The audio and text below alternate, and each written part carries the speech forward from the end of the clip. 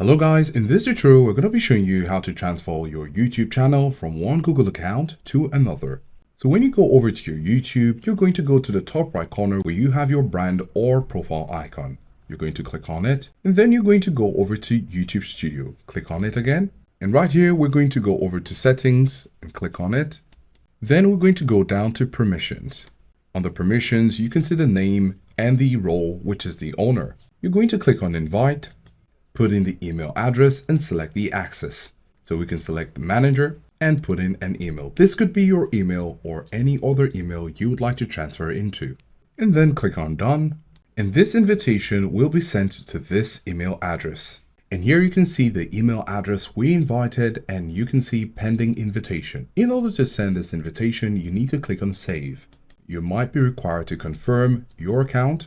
And after putting your password, you can click on next. Now, after verifying on the main account, you're going to go over to the email of the account which you invited, either you or the other person. You can see that you've been invited to access the channel. And when you scroll down, you have accept invitation. Now on the other account, you need to have your YouTube channel created. And then you're going to click on create channel. And now you're going to have the pop-up for the channel which you were invited to.